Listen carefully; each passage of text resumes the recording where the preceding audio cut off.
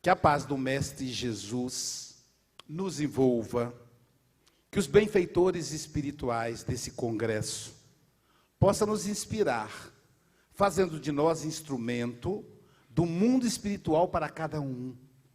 No Espiritismo a gente não tem professor, todos somos alunos. Quem fala é aquele que mais precisa, porque é o ouvido mais perto da boca. Portanto, se eu disser alguma coisa ofensiva, não é para vocês, é para mim, porque sou eu que preciso. E por isso, sou grato. No Japão, eles têm uma expressão muito interessante, os vendedores japoneses. Eu sempre esqueço alguma coisa, um cinto, um sapato. Eu tenho um problema sério com isso. Ontem mesmo eu tive que comprar um cinto que eu esqueci. E aí fui comprar e eu ouvi um agradecimento do vendedor japonês que um amigo traduziu para mim, que quer dizer assim: muito obrigado por me permitir alimentar a minha família. Eu achei lindo. Não sei se queria dizer isso, mas o amigo disse que é, então, como eu não entendo japonês, eu concordei com ele. E eu diria, parafraseando esse vendedor japonês, muito obrigado por me permitir ouvir e estudar o Evangelho de Jesus. Então, gratidão aos organizadores do congresso, a essa equipe de trabalhadores eficiente e comprometida com a doutrina espírita.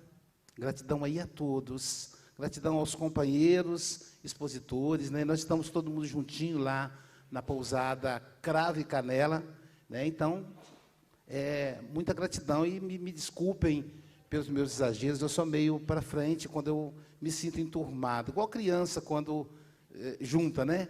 E aí fica parecendo que eu sou meio exagerado. O nosso tema é um tema que foi um desafio, porque eu nunca tinha estudado ele antes. Eu tive que estudar para vir para o congresso. Eu vou ler para vocês, é uma passagem, tem Lucas e Mateus, mas eu preferi o Lucas, que é Lucas 12, 45, que diz assim: quem é, pois, o servo fiel e prudente, que o seu Senhor constituiu sobre a sua casa, para dar sustento a seu tempo. Então, vamos focar aí, sustento e tempo, alimento e tempo. Bem-aventurado aquele servo que o seu Senhor, quando vier, achar servindo assim. Em verdade vos digo que o porá sobre todos os seus bens. Então, aí, bens divinos, né? Para se aquele mau servo disser no seu coração: o meu Senhor tarde virá. Então, como o meu Senhor vai demorar, eu vou aproveitar, diz esse servo. E começar a espancar os seus conservos, e a comer e beber com os ébrios. Virá o Senhor daquele servo num dia em que não o espera, e haverá prantos e ranger de dentes. Então, esta passagem de Lucas nos convida à ideia do servo bom e do servo mau. Inclusive, quando os amigos do congresso me passaram a tarefa, eles colocaram corretamente a parábola dos dois servos. Porque é uma parábola que Jesus conta naqueles dias tenebroso em que se aproxima o processo da crucificação. E ele conta essa parábola.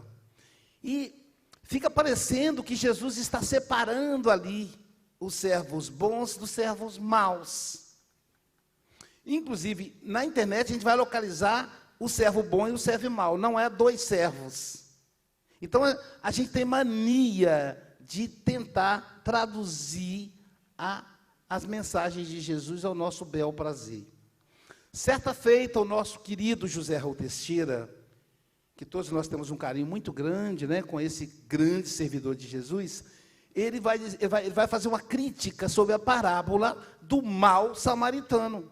Ele diz, engraçado, Jesus utiliza o samaritano para mostrar que qualquer pessoa pode fazer o bem, fazer a caridade. E aí o tradutor coloca, do bom samaritano. Então aquele samaritano era bom, agora o resto não presta. Sacaram a jogada ideológica por trás da tradução? Então, também no caso do servo, aparece o servo bom e o servo mau. Essa ideia da dualidade que existe dentro de nós e que a gente externaliza. Então, a proposta de Jesus é uma proposta psicológica, é uma proposta de vida eterna, não é uma proposta externa, passageira, é uma proposta de vida eterna. Mas nós temos feito isso, temos transferido para o mundo externo os conflitos que são internos. Nietzsche faz uma crítica ao modelo judaico-cristão quando separa os seguidores de Dionísio dos seguidores de Apolo, numa obra chamada Apolíneo Dionisíaco. Essa separação da matéria e do espírito fez muito mal ao nosso pensamento contemporâneo na interpretação de Friedrich Nietzsche. É algo muito próprio. E essa confusão do bem e do mal, em que Dionísio representa o pecado, o mal, a carne,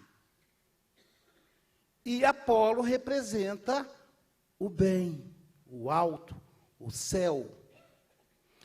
Allan Kardec tenta desconstruir essa dualidade teológica numa obra chamada O Céu e o Inferno, e faz de uma maneira brilhante.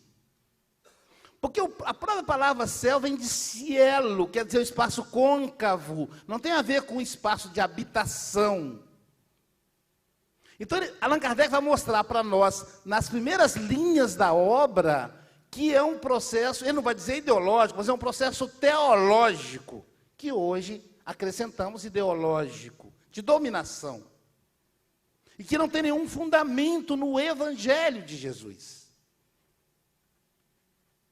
E Dante vai brincar com isso, Dante Alighieri, na obra Divina Comédia. Ele vai localizar, por exemplo, um papa no inferno, quando ele visita o inferno. Numa obra mediúnica, numa obra que a gente devia ler com calma, com carinho, quando ele vai dizer que ele desencarna, e o anjo da guarda Virgílio o retira, e ele pergunta a ele, onde você quer ir? Eu quero encontrar a Beatriz, a minha amada Beatriz. E aí ele vai visitar o purgatório, que é um volume, o inferno, que é outro volume, e vai encontrar lá os demônios, os tipos de demônios, depois o paraíso. Então, essa necessidade que temos de exteriorizar os nossos conflitos íntimos. Sigmund Freud, pai da psicanálise, vai dizer que todos nós temos em nós uma base afetiva. Didaticamente, nós somos formados do afeto, amor e ódio. É a base. Eles coabitam, eles estão em nós. Se a gente buscar o livro dos Espíritos, quando a espiritualidade vai responder a Allan Kardec dizendo, o espírito é simples e ignorante. E aí parece que simples, parece uma coisa rasteira, menor. Não, simplicidade quer dizer grandeza. As coisas simples são as melhores. Quer dizer sabedoria. Contam que Emmanuel, certa feita disse a Chico, vocês me permitem, se não sair certinho, porque cada conto aumenta um ponto, né? Então, o Emmanuel ia entrar de férias.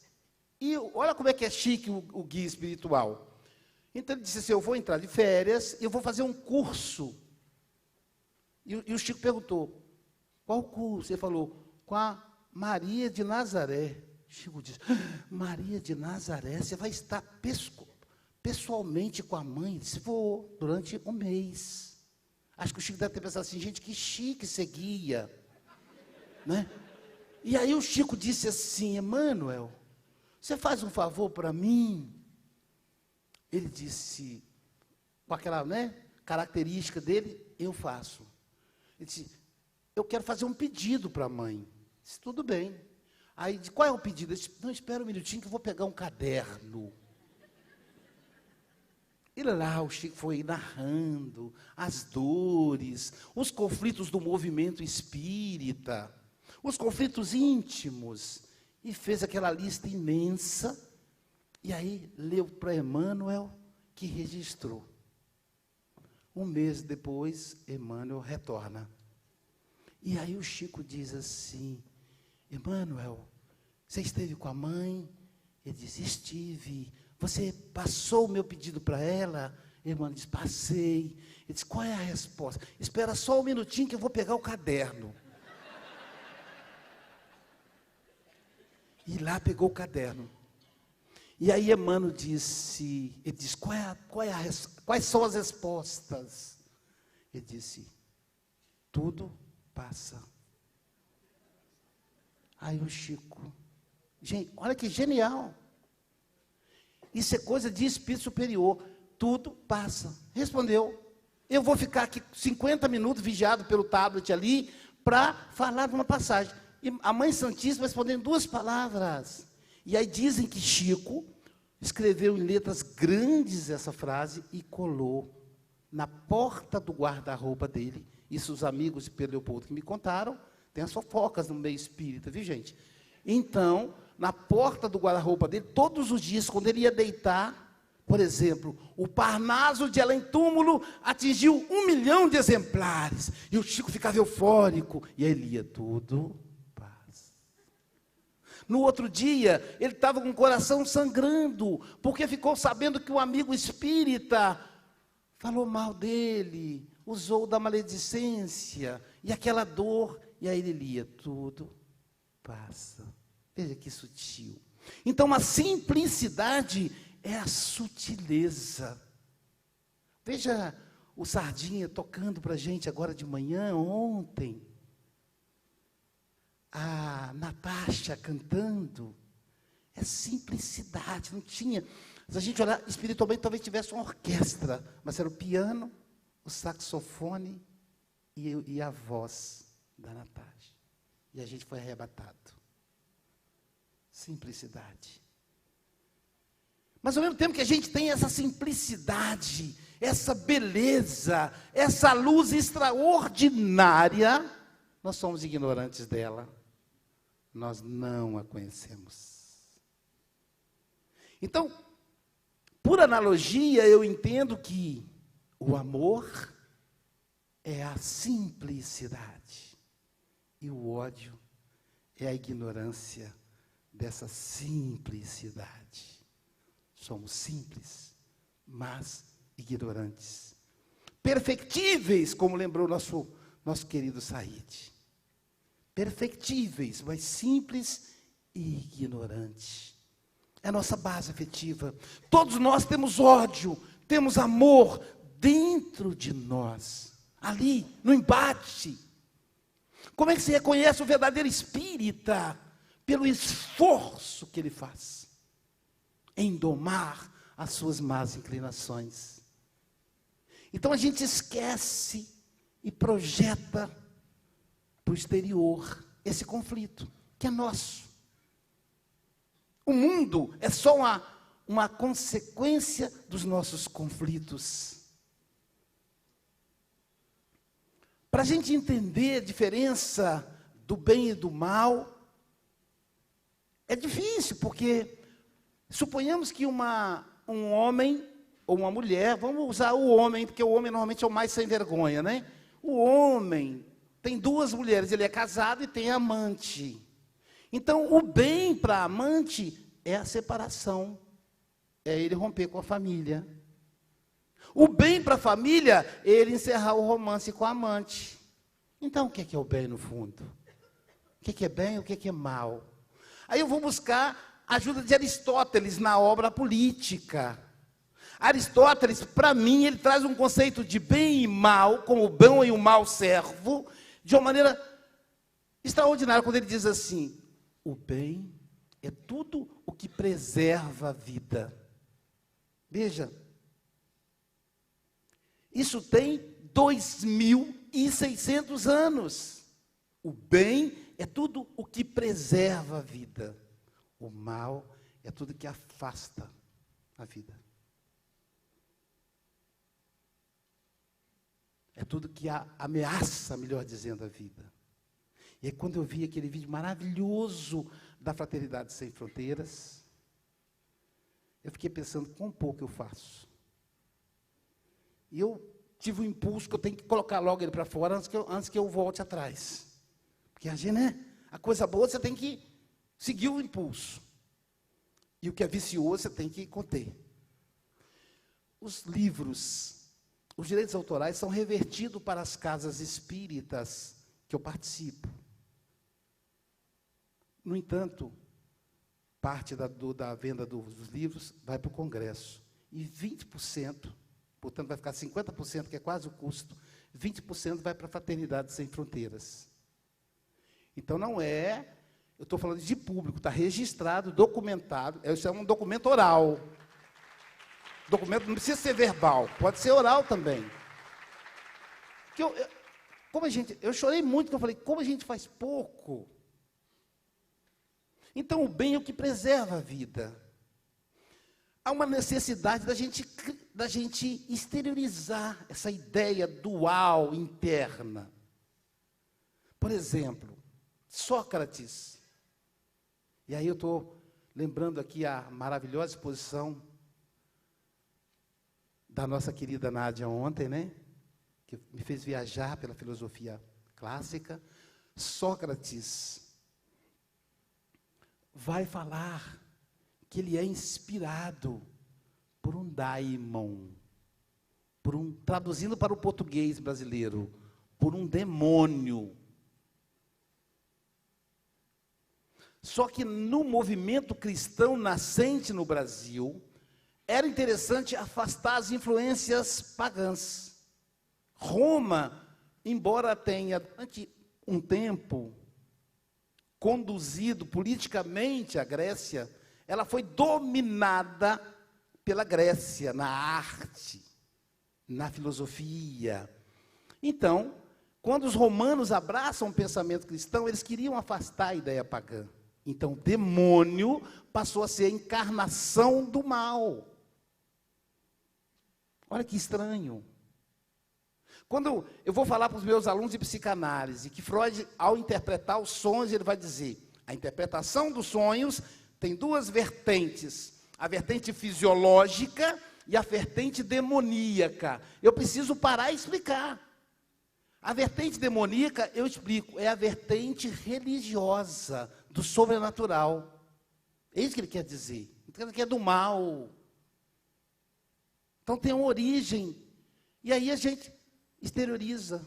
E é isso que Kardec vai desconstruindo na obra O Céu e o Inferno. Qualquer palavra que a gente conhece foi manipulada ideologicamente ao longo do tempo. A linguagem tem uma função ideológica. Então, por exemplo, Satanás, opositor, é isso que significa, não é do mal. Então, em Minas Gerais, a torcida é Cruzeiro e Atlético. Para os cruzeirenses, os atleticanos são do Satanás. Para os atleticanos, os cruzeirenses são do Satanás, são opositores, só isso. Então, quando Jesus fala, afasta de mim, Satanás, ele não está dizendo que é um ser poderoso, que vai oferecer as tentações, não coaduna com o pensamento cristão. Como Jesus ia ser tentado num planeta em que ele é o governador, em que ele é o co-criador. A palavra capeta, a pessoa fala, Luiz, não usa essa palavra, isso atrai coisa ruim. Sim, minha avó falava, não usa, meu filho, esses palavrões. Capeta tem origem num governante romano, numa dinastia romana, iniciada por um governante chamado Hugo Capetto, que criou, a partir dele, os filhos, netos, como acontece, bom, em algum lugar do mundo hoje, né? Criou, a partir dele, pai, filho, neto, a dinastia capetinja. Carlos Magno criou a dinastia carolíngia. Júlio Cláudio criou a dinastia Júlio-Claudiana. Hugo Capetto criou a dinastia capetinja. Eu tenho para mim que esse Hugo Capetto não era muito querido pelo povo. No Brasil, o capeta, ele ficava dentro de um litro de vidro. Porque antigamente litro não era uma quantidade, era um vasilhame. E ele ficava em cima da estante. Então, quando a pessoa, por exemplo, a minha filha não consegue casar, eu tirava a rolha do litro, que lá dentro estava o capeta, com chifre e tudo. E aí, acreditava-se que durante a noite o capeta saía de dentro do vidro e ajudava a arrumar um noivo para minha filha. Então o capeta era gente boa.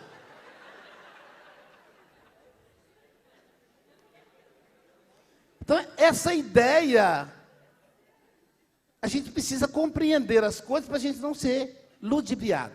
E aí, se não existe nem o céu, nem o inferno, porque não existe capeta, Satanás e nada mais, né? Não existe. Então, para onde nós vamos quando nós desencarnamos? E aí Allan Kardec traz narrativas belíssimas. Por exemplo, depoimento dos espíritos criminosos. E eles vão dizer como eles se sentem no pós-morte. Espíritos que cometeram suicídio. Aliás, nós tivemos uma experiência muito interessante com jovens. Uma coordenadora da juventude da nossa casa, da Sociedade Guarapari dos Espíritas, ela resolveu pedir aos jovens que escrevessem uma mensagem, uma história de alguém. E a minha filha escreveu essa história em casa para levar. Quando eu li a história, me arrepiou todo. Você sabe como é que é médio? Médio arrepia. Faz assim, é porque tem espírito. E aí, brincadeira. E aí eu percebi a jovem do lado dela. E disse, filha, essa história não é sua, não. Ela tem dono. Não foi você que criou. Aí ela disse, e ela estuda mediunidade, né? Ela disse, pai, eu vou falar com a coordenadora, então. E aí eu fui para lá, no dia da aula, e todos os jovens receberam mensagens. Não teve que apagar a luz, nem respirar fundo. Foi uma aula de mocidade, em que eles achavam que estavam contando, inventando uma história. E depois, essa história, os coordenadores do movimento espírita lá da nossa região, eles colocaram conteúdos do Livro dos Espíritos e do Evangelho segundo o Espiritismo. E daí saiu um livro chamado Vida Louca, Vida Breve, que são depoimentos de pessoas que viveram pouco tempo na última encarnação e que o movimento espírita tem utilizado nos estudos da mocidade, que fala da droga, do álcool, do sexo, e tem uma abordagem doutrinária no final de cada questão. Mas só para eu não me perder nessa história aí, que eu vou, depois eu me perco, né?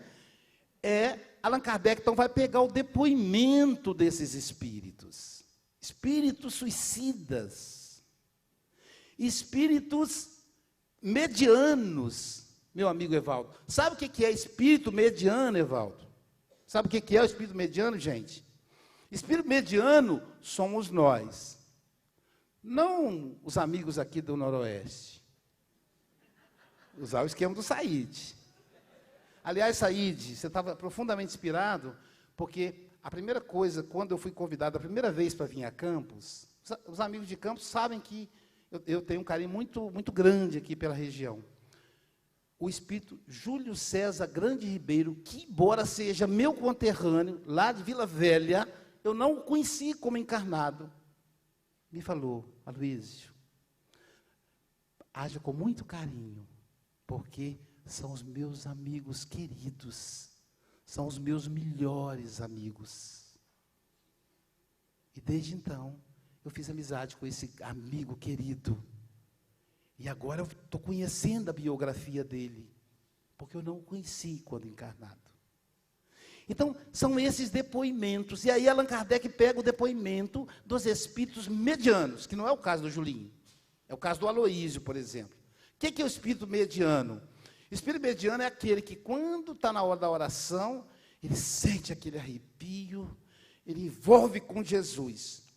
Quando ele sai do centro espírita, o camarada fecha ele, e ele faz aquele sinal da cruz bonito para o companheiro. Então, ele é como se fosse um pêndulo do relógio. Ora ele está no extremo, ora ele está no outro. Ele ainda não conseguiu o equilíbrio. O ódio, o amor, agem de forma impulsiva dentro dele. É o espírito mediano. O professor Ney Lobo, lá do Paraná, nas suas lindas obras chamadas Filosofia Espírita da Educação, tivemos o prazer de estudar uma por uma, fundamentadas nas obras de Kardec. Ele diz que o espírito mediano é o espírito melhoral. Não faz bem, nem faz mal. Então, somos nós, esse povo, que desencarnados continuamos confusos. Porque a morte, ela não nos transforma. Nós vamos para onde estamos. Esse é o grande advento do Espiritismo. Morreu, não acabou. Morreu, não vai para um lugar melhor. Morreu, não piorou. Você vai para onde você está. Para onde que eu vou? Onde você está.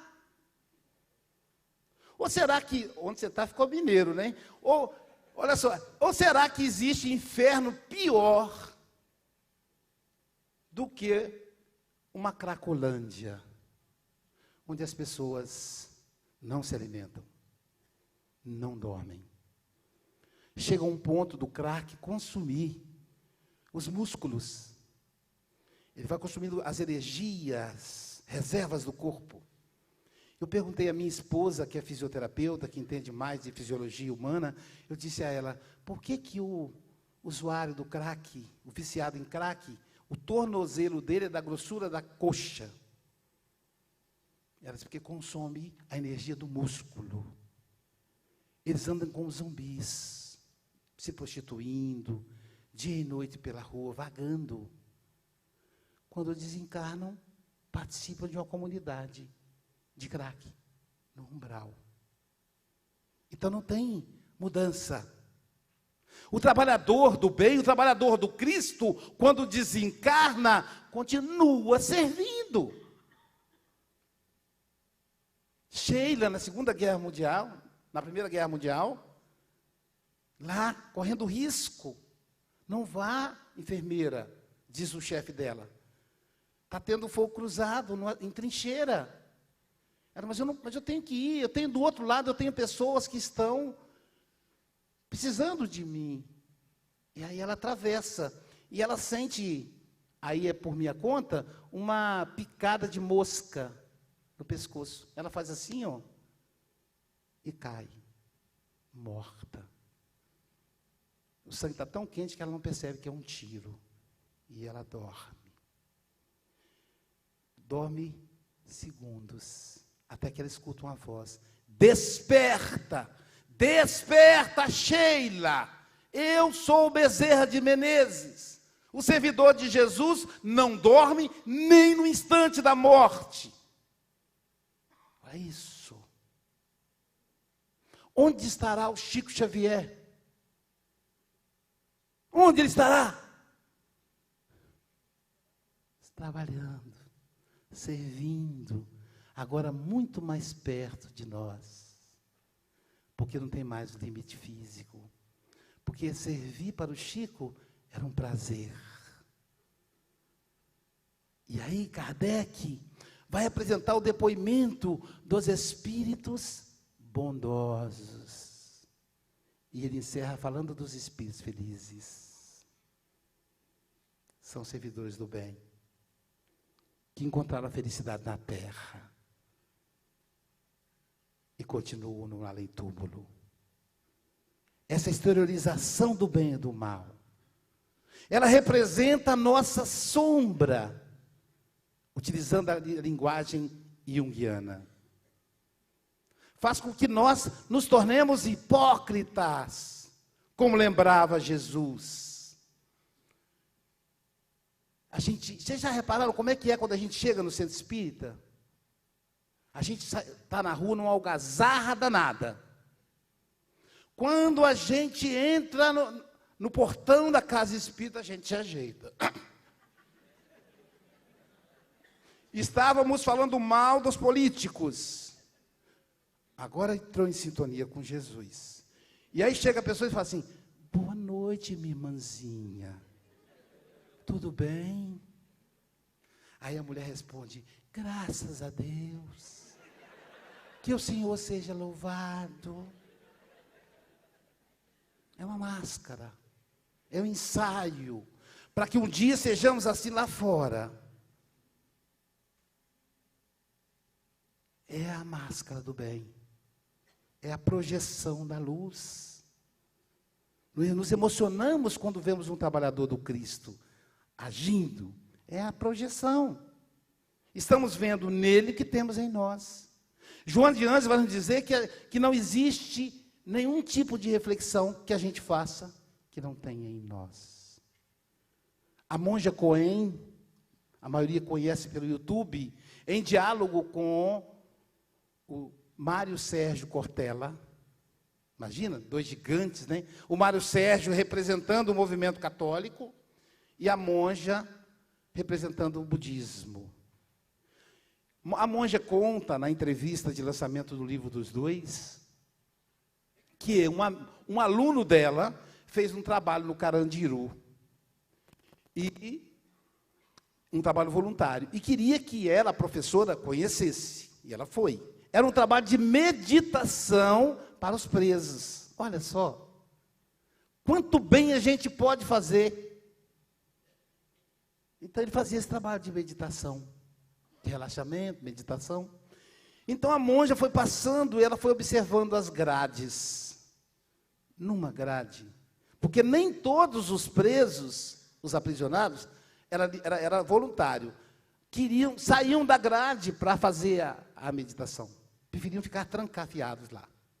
Não era o horário do banho de sol, então eles não iam. E ela então olhando, ela viu no rosto, no olhar de um aprisionado, tanta tristeza, tanta mágoa, tanto ódio, que tocou fundo no coração dela. Ela disse: meu Deus, de onde vem tanta revolta? E aí ela fala para o Cortella, pergunta ao Cortella: Cortella, eu estou abismada com o ódio no olhar de um presidiário quando eu estava passando. De onde vem tanto ódio? Ele disse: pois é, monja, onde é que está esse ódio no seu coração? Porque você só identificou porque você tem ele. Lindo ela confessar isso de público. Olha que profundo, gente. Você só percebeu o ódio com intensidade naquele aprisionado, naquele apenado, porque você tem em você.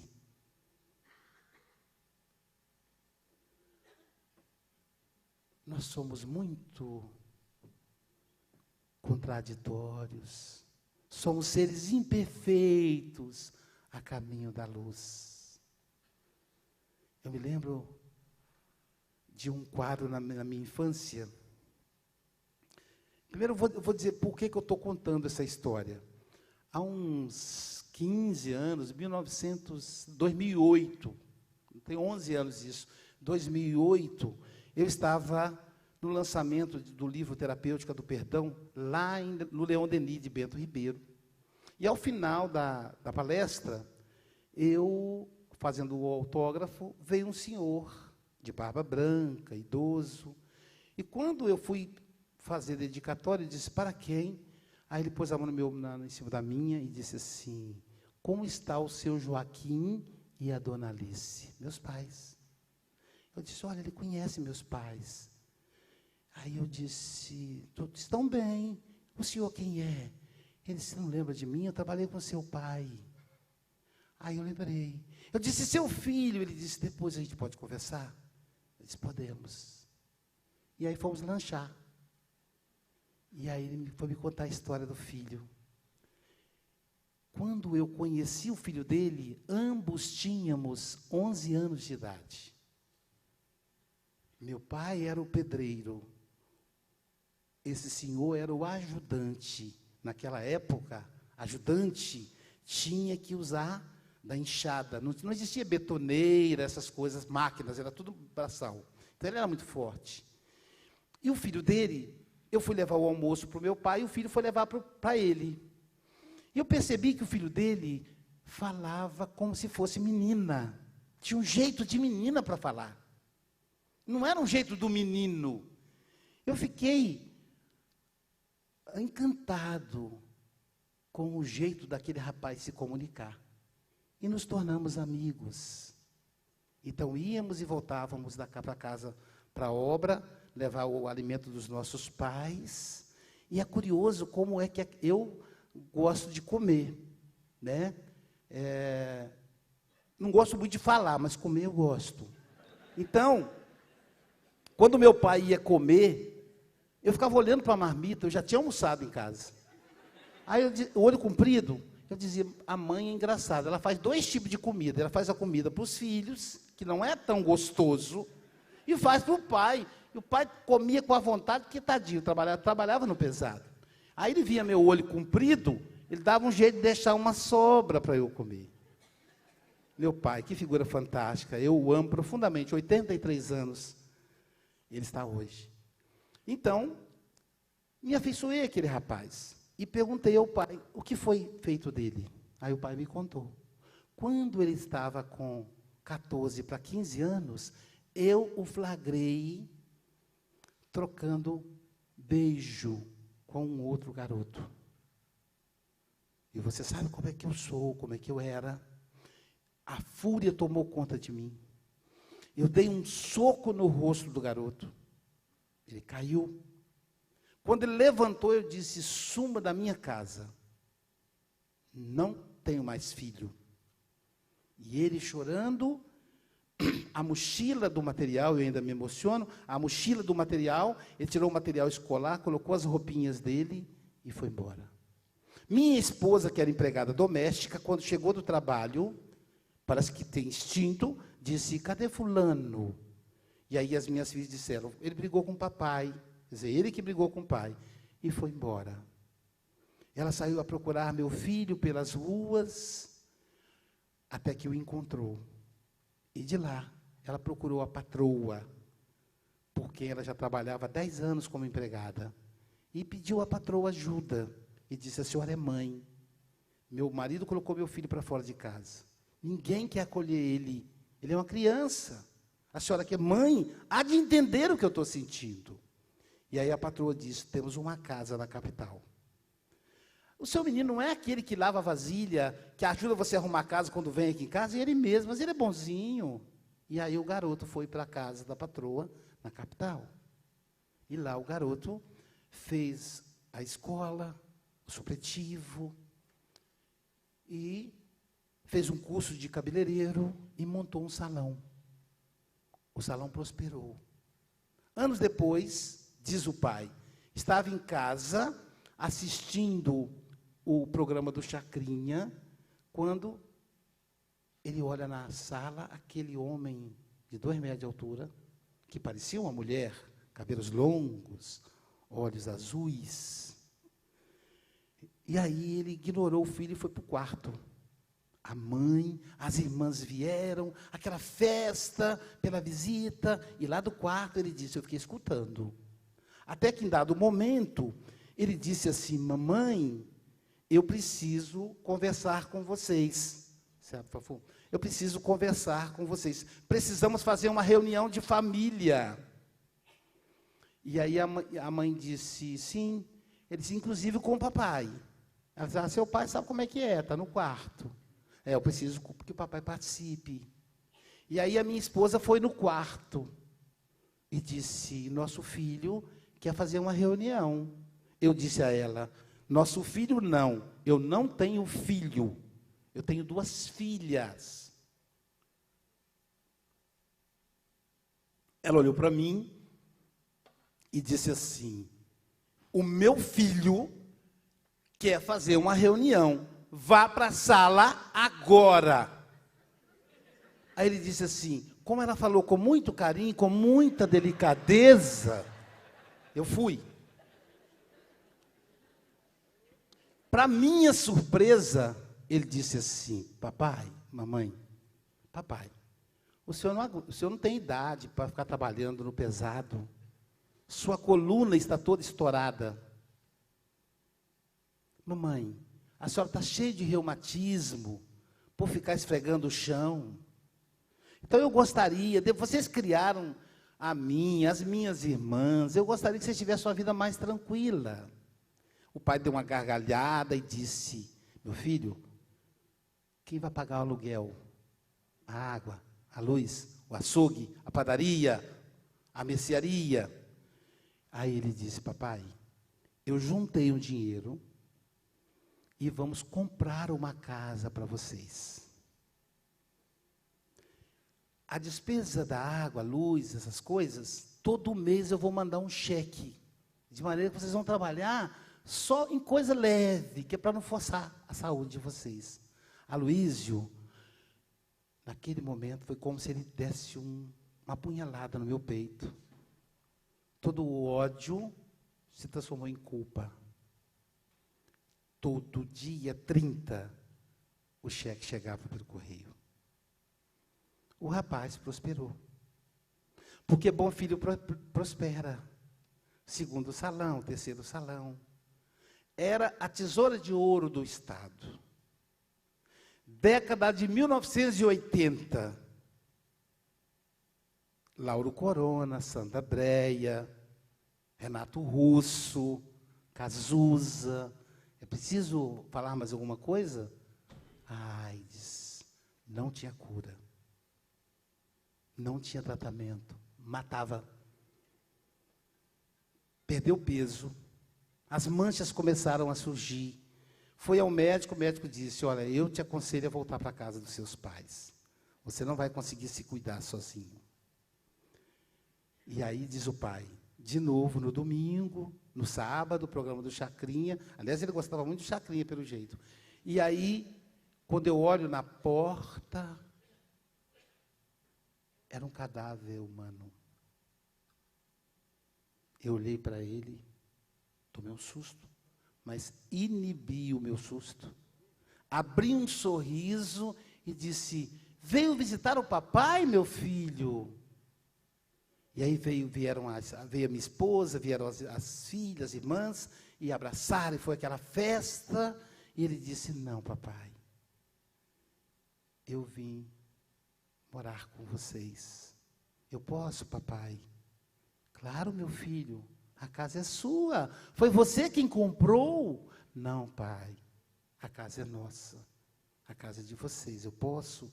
Claro, meu filho. Ele disse, eu tive que fazer cursos de primeiros socorros, porque ninguém encostava a mão no meu filho. Afinal, bastava um acidente com objeto pérfido, cortante, e o vírus estaria instalado. Não adiantava dobrar as luvas. Então, eu que cuidava de tudo. Eu cuidava dele durante a noite, e a mãe cuidava durante o dia. Revezávamos. Uma noite, ali pela madrugada, eu escutei um tossido. Eu já tinha um sono leve. Pulei em pé. Ele disse, tudo bem, meu filho? Ele disse, tudo bem, pai. Eu gostaria de conversar com o senhor. Sim. Sentei-me na cama dele, pus a cabeça dele no meu colo. E falei: o que foi, minha joia preciosa? Veja a transformação daquele pai. E aí ele disse: papai, eu quero lhe pedir perdão. E aí eu respondi com uma pergunta: perdão de quê? Ele disse: o senhor teve 2 filhas. Quando mamãe se engravidou de mim, o senhor deve ter pensado: agora sim, vai nascer um homem, vai nascer um macho, alguém que se parece comigo. E aí veio eu, pai. Veio eu para te decepcionar. Ele disse: meu filho, você é homem. É mais homem do que muitos que eu conheço. O homem verdadeiro não é aquele que faz sexo.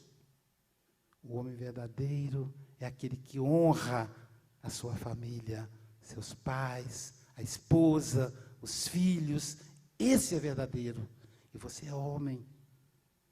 Você é um tesouro precioso que Deus colocou na minha mão e na mão da sua mãe. Então, meu filho, se perdoe. Mas já que você está tocando nesse assunto, eu tenho uma culpa, meu filho, que me acompanha desde aquele trágico dia, que eu te soquei, que eu te coloquei na rua, graças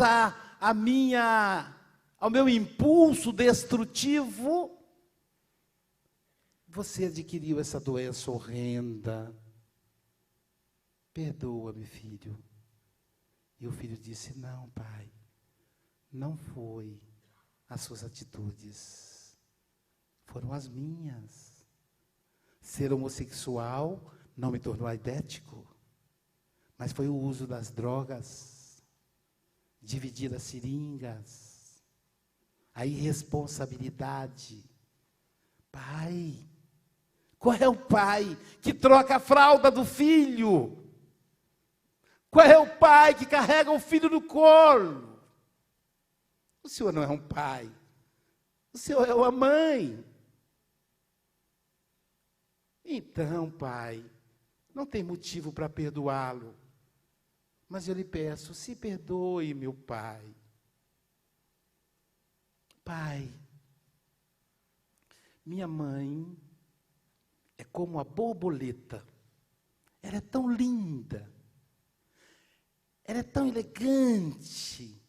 Quando ela chega perto de mim, a sensação que eu tenho é que ela vai voar como um anjo. Diga para ela, papai, que eu a amo profundamente.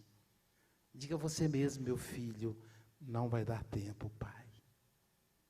E aí, Aloísio, disse o amigo, ele fechou os olhos, que era a última coisa que parecia viva no corpo dele.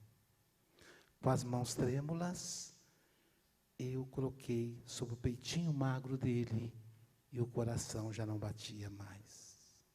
Minha mulher invadiu o quarto e disse: nosso filho, nosso filho. Eu disse: ele voou, meu amor, bateu asas.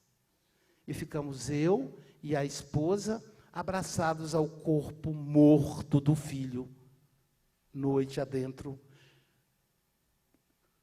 liberados pela filha. No dia seguinte, terminado o funeral, eu procurei o sacerdote para pedir oração pelo meu filho.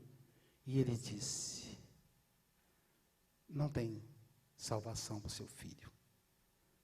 Seu filho é gay. E os gays vão para o inferno. As lésbicas, os bissexuais, os transexuais, acrescentando aí a fala do sacerdote. Eu disse: mas ele é um bom filho. Não importa, ele é gay. Aquilo me deu uma tristeza tão grande, uma revolta com Deus. Parei de comer. Fui perdendo peso e minhas filhas me internaram no hospital. Fiquei na enfermaria ao lado de um homem espírita. E ele começou a falar para mim da beleza da doutrina espírita, da lógica, da realidade da vida espiritual, de que meu filho poderia estar iluminado. E aí eu fui me recuperando e passei a frequentar essa casa espírita. Então nós somos assim, condenamos, apontamos o dedo, e aí ele me diz: onde estará o meu filho? E aí um quadro se abriu, e aquele ser com o corpo em cor de verde clarinho assim, parecendo um neon, se aproxima do pai e o abraça. E o pai chora copiosamente, e ele enxuga, tenta enxugar as lágrimas do pai com as costas da mão, delicadamente. E eu disse: seu filho está aí, lhe abraçando. E ele, em prantos, diz assim: então esse sentimento gostoso que eu estou sentindo é o abraço do meu filho? Eu disse: é. Agora você sabe. Como diz André Luiz, toda lembrança é uma presença. Veja, não é toda presença é uma lembrança, não. Toda lembrança é uma presença. A vida espiritual é uma realidade. Não existe servo bom ou servo mau. Somos nós quem estamos a caminho da luz. Mas às vezes eu fico aflito. Eu estava confessando para os amigos agora. Porque eu olho o mundo lá fora e parece que é uma guerra dual. Um lado diz que o outro é demoníaco. E vice-versa. E às vezes eu sinto vontade de entrar nessa guerra. Aí eu me lembro do filósofo, pesquisador Michel Foucault. Na Segunda Guerra Mundial, de um lado estavam os comunistas, de outros estavam os capitalistas. E aí Foucault, se ele não engrossava a fileira dos vermelhos, ele era capitalista. Se ele não reforçasse a ideia tecnicista, ele era comunista. É mais ou menos assim. Se você não é verde e amarelo, você é comunista. Se você não está de vermelho, você é do verde e amarelo. Tipo, coxinha e mortadela. Eu gosto das duas coisas. Como é que faz, hein, Sardinha? Eu sou da antiga, eu gosto de pão com mortadela. Na época era mortandela, a gente falava. Né? Então, o Foucault, olha a reflexão do Foucault. Na época do fascismo, ao invés dele fazer uma crítica ao movimento fascista que fazia, mas ele optou pelo microfascismo, no que ele chama de microfísica do poder. Onde é que eu sou fascista? Com a minha família, com os meus amigos, no centro espírita, a microfísica, o fascismo interno, o que o professor Paulo Freire chamou de opressor interno, na obra Pedagogia do Oprimido e Pedagogia da Esperança, ele refazendo a reflexão dele. O opressor interno, não é externo, é interno. É aqui que está o conflito. É aqui que eu devo trabalhar, renovando-me, transformando-me. E quando essa angústia, essa agonia quiser me assaltar, aí eu tenho que fazer igual o Chico. Recorrer a quem já venceu esse conflito, dizendo: Ave Maria.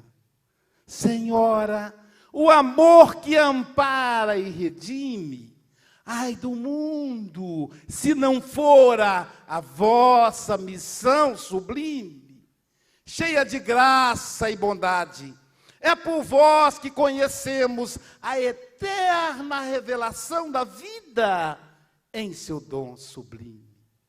O Senhor sempre é convosco. És a mensageira da ternura, mãe. És a providência dos que sofrem nas sombras das desventuras. Bendita sois vós, minha rainha, estrela da humanidade, rosa mística da luz,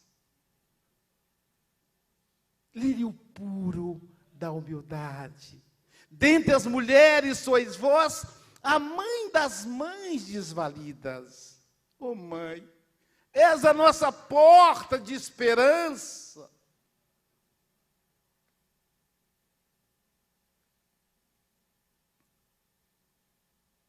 Sumiu.